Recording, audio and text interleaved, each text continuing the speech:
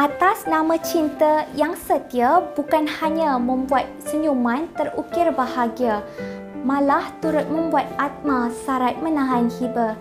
Bismillahirrahmanirrahim. Assalamualaikum warahmatullahi wabarakatuh. Salam sejahtera, salam nadi ilmu, amalan membaca. Nama diberi Nur Alia Sofia binti Muhammad Fazil, pelajar tingkatan 4 dari Sekolah Menengah Kebangsaan Seri Tanjung. Andai patah karya perjuangan bertongkat jua saya kemari, bukan untuk mencari calon suami tetapi untuk sama-sama kita menghayati, mendalami dan memahami sebuah karya yang sangat menarik dan mampu membuat kita tenggelam dalam emosi yang penuh makna seperti tenggelamnya kapal Van der Wijk. Bak kata pepatah Melayu, tak kenal maka tak cinta. Jadi sebelum kita meneroka lebih lanjut, moleklah sekiranya kita berkenalan dengan penulis karya ini yang mana saya pasti ramai yang telah mengenali beliau, iaitu Haji Abdul Malik Karim Amrullah atau lebih dikenali sebagai Buya Hamka. Beliau merupakan seorang penulis dan ulama terkenal di Indonesia. Novel yang menarik ini berkisahkan tentang cinta seorang jejaka bernama Zainuddin dan pilihan hatinya iaitu Hayati. Kisah cinta mereka berdua telah terhalang oleh adat Minangkabau yang melihat harta kekayaan, darjat dan juga keturunan keluarga sebagai yang utama dan tertinggi, sehingga memutuskan hubungan antara dua hati anak muda yang masih bergelora jiwanya. Zainuddin mempunyai ayah yang berketurunan Minangkabau manakala ibunya berketurunan Mangkasar. Di Mangkasar dianggap sebagai seorang yang berketurunan Minangkabau namun tidak diterima bergaul. Apabila dia sudah menjadi yatim piatu, dia berangkat pula ke ranah Minang. Di sana dia dianggap pula sebagai seorang yang berketurunan Minangkabau namun tidak juga diterima. Lalu Zainuddin dipencilkan ke sudut wilayah yang sepi sehingga dia bertemu dengan Hayati. Hayati ialah seorang gadis yang digelar sebagai bunga suci Patipo. Cantiknya tiada banding dan dia sahaja yang sudi berkawan dengan Zainuddin. Cinta yang baru berputih antara Zainuddin dan Hayati kemudiannya dilanda badai.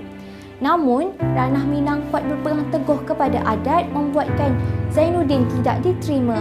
Pedihnya hati Zainuddin apabila Hayati menerima lamaran Aziz yang berketurunan Minangkabau dan hampir sempurna sifatnya. Yang Hayati sangkakan perkahwinan tanpa cinta boleh membuatnya bahagia. Namun, ternyata sangkaannya salah. Datangnya cinta sebagai satu anugerah dan perginya ia sebagai satu bencana. Lalu Zainuddin membawa diri ke Batavia, Pulau Jawa. Zainuddin menjadi seorang yang terkenal di Batavia setelah berjaya menulis sebuah buku mengenai dirinya yang terusir bertajuk Toroesir, dan dia menjadi seorang yang kaya raya. Anugerah yang pada akhirnya mempertemukan semula Hayati dan Zainuddin dalam suasana yang tidak disangka. Inilah salah satu karya agung Buya Hamka yang memaparkan antara kisah cinta dua darjat dan mampu menarik minat pembaca tenggelam dalam lautan emosi. Sebelum melabuhkan bicara, beberapa nilai pengajaran dapat saya peroleh dari novel ini, iaitu erti cinta yang mana bukan sahaja sesama masyarakat namun terhadap tanah kelahiran, hukum adat istiadat dan juga hubungan kekeluargaan.